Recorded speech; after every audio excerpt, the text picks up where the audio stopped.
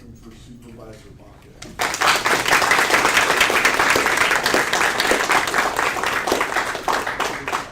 So before you formally introduce, I want to tell you a little bit and your assistance about what these students have been working on. So we look for civics projects every year, and this year it wasn't hard to find one. It's about 500 yards that way. And we wanted to begin to work with long-term solutions for the unsheltered. And so we have started doing a ton of research. And what we realized very quickly is this is not only going to be cross-curricular, meaning the science classes, math classes, English classes, etc. involved, but it's going to be a multi-year project. We don't want to do a project that's just a high school project. We are actually looking for solutions. So this year will be simply research and digging and finding where the money trail is. Who is our unsheltered population? How many, why, et cetera, and talk about that. And then other cross-curricular things have to do with physics and water and biology and water, mental health component, et cetera. And so it's a multi-year project. It is fantastic, but it's also a problem. And so we know that our city's in a state of flux right now as far as leadership goes, as far as how they want to go about handling things. But on the other hand, you and I have known each other for a long time, and I know that you're very much involved in this. I know your dad was involved in it as well. For those of you that don't know, Supervisor Baca's father was actually in government as well, and a very good man. For those of you that don't know, Supervisor Baca's father was actually in government as well, and a very good man. And so that's why I reached out to you, come and kind of address some of the problems that are affecting us, and knowing that these kids are very deeply involved into it. I think when I counted the number of sites that they had researched, it was passing 300 sites that they had dug into and tried to find information from. So we've taken a little bit of a break from it. I don't want them to get too jaded on the project. So we've taken a little bit of a break, but we'll be right back at it. Hello everybody, my name is Daniel Garcia. I am a representative and leader of Pirate Media, and today our special guest is Joe Baca. Joe Baca was born in Barstow, raised in Rialto, and educated in local schools, earning multiple degrees from California State University to San Bernardino and Azusa Pacific University.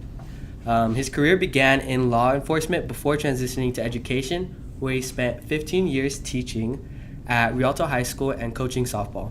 In 2004, he was elected to the California State Assembly and later served on the Rialto City Council. Since 2020, Baca has represented San Bernardino County's 5th District as supervisor. His focuses include homelessness, economic development, and public safety, along with community projects like the Dodgers Dream Fields and affordable housing. Baca remains committed to the improving public services and infrastructure to his constituents. Now, onto the stage, Joe Baca.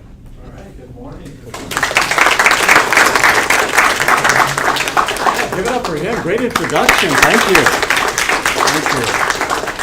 It's a pleasure and honor to be here at Pacific High School. And I really want to thank CJ Eastwood, your teacher, Mr. Eastwood, for giving me the opportunity to talk to high school students. And for me, it's personal for me because I was a high school teacher for 15 years, and it's always nice to be back in the classroom. But for me, when there's an opportunity to inspire, educate, and really help our young kids, especially you're the next generation, I always tell people, one of my favorite interviews was with Barack Obama. And one of the things he talked about, he says, look, I'm a guest holder of this office. He says, I'm only going to be here a short period of time. I'm going to be president for 8 years, and then it's going to be somebody else, the next generation. So I was just reelected in March. I went unopposed. No one ran against me, so it was kind of a blessing. And then I could, God willing, serve 2 more terms in the supervisor seat. But I'm going to be here a short period of time, and my legacy is what can you do while you're there? One of the things you have to understand about public officials, some people like the photo ops, some people like giving big speeches in front of people. For me, I have a nickname of No Drama Baca because I want to get things done. And some things are more complex and easier than others. So let me just tell you about, anyone have any idea, just a question to you, anyone have any idea what a county supervisor is? Any idea? And it's okay if you don't. Any idea? You know what we do? Have anything to do, know what we deal with? Who can tell me how many county supervisors there are in the entire state of San Bernardino? I guess. One. I wish. No, there's actually 5. I represent the 5th district, so all of you, if you live in this community, you reside in the 5th district. So there's 3 cities I represent, Rialto, Colton, and San Bernardino. So of those 3 cities, I wanted you to understand the role of a supervisor. We do not dictate policy for the cities. I don't tell the city of San Bernardino how to run their city. They have their own policymakers. They have the mayor and council that make those decisions. Rialto and Colton the same way. But I do have unincorporated areas that I'm responsible for. And unincorporated areas that are not part of a city, but there are jurisdictions we're responsible for the streets, the roads, public safety, and traffic, and any mitigation in those areas. So I'll give you an example. Have you guys heard of Muscoy? Yeah. Okay, Muscoy is a county area that we're responsible for. That's under our jurisdiction. I'm like their mayor. Have you guys heard of Bloomington? Yeah. Bloomington's under my jurisdiction as a county supervisor. It's part of the 5th district. Now, the challenging thing in the city of San Bernardino, we have a bunch of pockets throughout the 5th district. Do you guys know where the sheriff's department is on 3rd Street? You do? Monterey Elementary? Monterey Elementary, that school sits in right in the middle of a community called Little Third. It's a small unincorporated area right in the middle of San Bernardino. It's a little bubble that's our jurisdiction. You guys know where Cajon High School is? Yes. Just south of Cajon High School, there's a community called Arrowhead Farms. That's a county area. It's not part of the city, even though it's in the middle of the city. It's a county area. And right here, actually next to this school, what's interesting, you guys know where Paris Hill is? Yes. So what's interesting, Paris Hill has 3 jurisdictions. Paris Hill, you have school district, you have the city of San Bernardino, and you have the county. They kind of split that whole thing up. So within the Del Rosa community, we have 3 pockets that are part of the county, like just south of the school, like the area across the street, that's part of the Del Rosa community. Those are county areas. That's not part of the city of San Bernardino. Even though it has a San Bernardino address, it's part of the county unincorporated area. We have a $9.8 billion budget, countywide. You know, we're the largest geographic county. We represent 22,000 square miles. So we're larger than 4 or 5 different states. We're a big county. We go all the way up to state line. How many of you been to Vegas? Have you seen those big solar panels as you go to state line? That's in the county of San Bernardino. That's in the county. People don't realize that's part of the county. People don't realize that. So just to give you some of the departments that we're responsible for, we have 80 departments, and I won't go through all of them because it's a lot. And I'm still learning the job. This is my 4th year on the job. I'll be finishing my 1st term in 2 months. But the probation department, we're responsible for funding the budget for the probation department. Our San Bernardino County Sheriffs, we're responsible for the San Bernardino County Sheriffs, funding them. Our county fire department. So the city of San Bernardino used to have their own fire department. They went bankruptcy, and now there's a tax that's assessed to everybody in this community. That helps pay for the fire district, so that pays for all the fire services. The other thing we're responsible for is the TAD department. Are you guys familiar with Del Rosa, the county building that's right there on Del Rosa? That's the TAD department. That's one of our departments. That's one of our busiest departments. And they're responsible for those people that are losing their homes. It's called the Transitional Assistance Department that gives people help, whether it's getting them CalFresh or food stamps, giving them access to several things. We're responsible for Glen Helen. You guys heard of Glen Helen? So Glen Helen's a regional park. Throughout the county, we have several regional parks. Glen Helen's the one in the 5th district. We've invested about $16 million right now in Glen Helen Park, and we're in the process of negotiating with Live Nation. You guys heard of Live Nation? They do all the big concerts, right? Concerts all over the world. We're negotiating with them. We're actually trying to reimagine and rebuild the Glen Helen Amphitheater. That's probably about an $80 to $120 million project just to redo the amphitheater so we can have more concerts a year. Our goal is to get 30 concerts a year. That's a long-term goal. Right now we get about 6. You guys heard of Peso Pluma? Why is that funny? Is that funny? He performed there. Actually, I got to see him in concert. I I had no idea what he's saying. The only thing I knew he was saying was San Bernardino. That's the only thing I knew. But my daughter was a big fan, we went there. But my point is, Live Nation puts on these concerts, and I went to a concert there. But we have a major responsibility on these unincorporated areas. And I can go into a lot of things, but I know there's a lot of questions to get through. I want to give the team an opportunity to go through the 10 questions, but also if individually you have questions that maybe I didn't answer or you're curious about, but take the opportunity to learn. My biggest advice to you is, always try to improve and get better. When I was in those seats, I was an average student. I was about a 3.1. I was not the smartest student. I was not the sharpest student. I had to learn how to be a leader. I was very shy and quiet when I was your age. I wouldn't talk to anybody. I was afraid of people. And it just takes time. So continue to always grow and improve yourself. But I know you have a lot of questions. I can go on and on, but we'll go ahead and start with the questions. So hello, my name is Mark, and the first question we have for you today is regarding homelessness and how you will address it. So the San Bernardino County receives significant state funding each year to address homelessness, yet the homeless industrial complex has allowed some organizations to profit without producing long-term solutions. What specific actions will you take as county supervisor to dismantle this complex, root out fraudulent nonprofit organizations, and ensure that funds are directed toward effective, sustainable solutions that genuinely reduce homelessness in our city? It's a great question. So one of the things about homelessness, it's a very complex issue. A lot of things go into homelessness. I wish it was a black and white decision that we could easily address. I know the Governor Newsom's taking the position, he's tired of throwing money at it. That's kind of what this question is getting at. Why are we throwing money at it and not finding any answers? That's a challenge. So one of the things that's important is if you were to go and do a point, so just to give you an idea, point in time count done every February. You guys are more than welcome to participate in a point in time count. We're actually to go in the communities and count homelessness. And the city of San Bernardino has the largest amount of homelessness in the entire county of San Bernardino. So I think the number they counted was a little over 3,000. And they says you multiply that times 3, that's probably your amount of homelessness, because a lot of times you don't get to everybody, it's cold, and this doesn't count couch surfers, people that kind of move from family to family.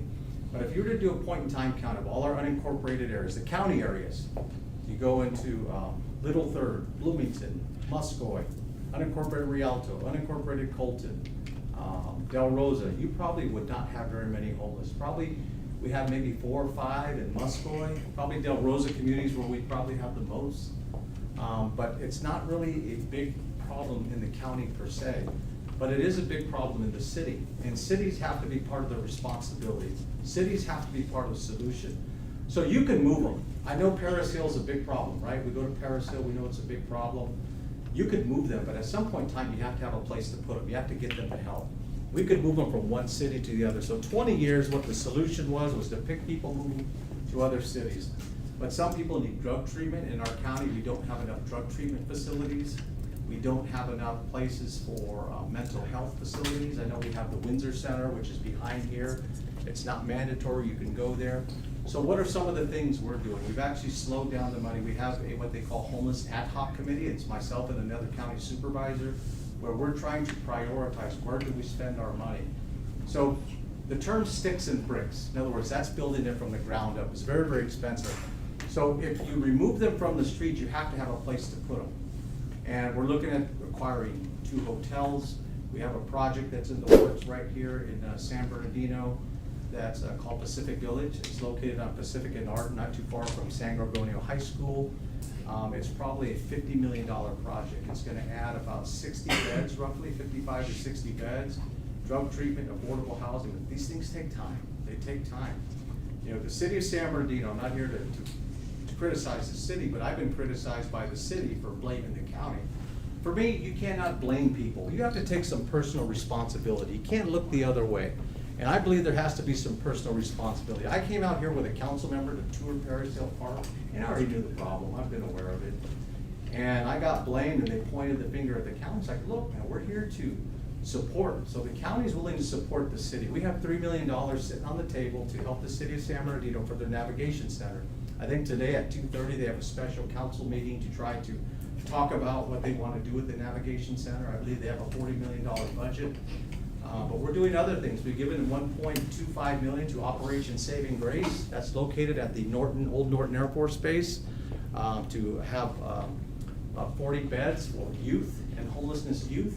We've given money, $5 million for AMVETS, which is US Vets, which is a project located on E Street, where they're gonna build a homeless center for vets, but these things are gonna take time. So we're making small investments. You know, I believe affordable housing is part of the solution, because what happens is people are losing their homes. Like, I look at my daughter, she's 33, and it'd probably be difficult for her to buy a home in this day and age. It's just so difficult. But mental health is a big part of it, drug treatment, alcohol treatment. Not only have to have a place to put them, you have to make sure they get the services, and there has to be a continuum of care. Once you get them stabilized, what's the next step? And you have to start looking at next steps. And like I said, I'm no expert, I don't have all the answers, but I know that I've been advocating and pushing this issue time and time again. So, any questions on homelessness? Or I know there's a lot of other questions, but. Good morning, Joe. Good morning. My name is Kimberly, and I wanted to talk about the crime reduction initiatives. So my question was, how do you collaborate with local law enforcement and community organizations to reduce the crime in San Bernardino? And in addition, what county resources will you allocate for this purpose? That's a great question. Well, I'm just gonna tell you, in the city of San Bernardino, you have a great police chief, Chief Darren Goodman. Darren Goodman is a good chief, and one of the things he's great about is he balances between community and law and order. And you have to find that fine balance. We have Sheriff Shannon Dykes, who's a great sheriff, and we work with many community groups in the community. But for us, they have a program that they do, it's countywide, it's called Operation Consequences, where they go to different communities to deal with crime. And keep in mind, we have to deal with the entire county, not just one community. One of the things that I've been able to do since I was on the County Board of Supervisors, we've added deputies in our Rosina Ranch community. We have 4 full-time deputies, never done ever in that county area. You guys know where Rosina Ranch is? You guys know where Pacuma Middle School is? Pacuma's in Rosina Ranch. That's a county area. That's one of the other areas we're responsible for. It's Pacuma, it's a K-3. We've added 4 full-time deputies there. Just about 3 months ago, we added 2 full-time deputies in Muscoy. And then we've also have 2 full-time deputies in Bloomington, which is the unincorporated communities. Like I said, I can't tell San Bernardino how to run their community, but we've been very, very supportive. What we've provided for the San Bernardino Police Department, we gave them money for 2 off-road vehicles, because what they were doing is they were wrecking their vehicles, going into the flood channels, chasing criminals. So now they can get into these flood channels, but not only to get in there to suppress crime, but they can also help people. Like if people get stuck in the flood channels, they now have vehicles that can help pull them out or rescue folks. We gave them money for 2 sidecars and electric bikes. So we've given money and resources for our law enforcement. I've done that in Rialto, Colton, and San Bernardino. But crime is a big, big issue. You know, I think, you know, I can't speak for San Bernardino, but if I was an elected in San Bernardino, I would support Goodman and ask, what kind of resources do you need? How can we help? But one of the things that's important you have to understand is that a lot of times many agencies work together, whether it's Rialto, Colton, San Bernardino, or sheriffs and other law enforcement agencies have to work together, because crime moves from one community to the other. Say if you push all the crime out of San Bernardino, they're just gonna end up in another community. So it's important you take a regional approach. All the other agencies have to continue to work together and make sure we do that. And just let me ask you a quick question to all of you. What are your opinions on law and order, making sure we have a safe community? How important is that to you? I'm gonna throw the question on you. How important is it? Very important. Huh? Very important, So why is it important to you?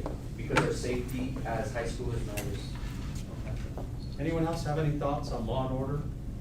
Anyone? Because with law and order, the community will continue to thrive and function together. Yeah. How important is you for to walk down the street feeling safe? Is that important for you? Very important. Let me tell you what, you go to more affluent communities, you see families outside, they're playing, they're walking their dog, they're exercising. I mean, that's what we want in our community here. We want that. We don't want to worry about, is someone gonna take us? Is someone gonna do anything? I think those things are important. But I think you got a great chief. I think you're off to a good start here in the city of San Bernardino. You just have to continue to support him. The biggest challenge they had was the injunction on homelessness, the lawsuit by the ACLU, which happened a few years ago. They were actually warned that it was gonna happen. So the way they got in that problem is they started going with Public Works. They were throwing all the homeless people's trash, stuff, things, and personal items in the trash, and that's how that lawsuit came about. But that approach did not work. But I'm hoping that now that the ACLU is out of the way, that the city could begin to take the issue to try to make sure that we address it in homelessness, because for us, as this is the county seat seat's right here in the city of San Bernardino. I wanna make sure all our county services stay here as the hub, and that's important for me, but it's gotta be safe and it's gotta be clean, because it's more than just the homelessness, it's about attracting employees and keeping them here in this community. Next question.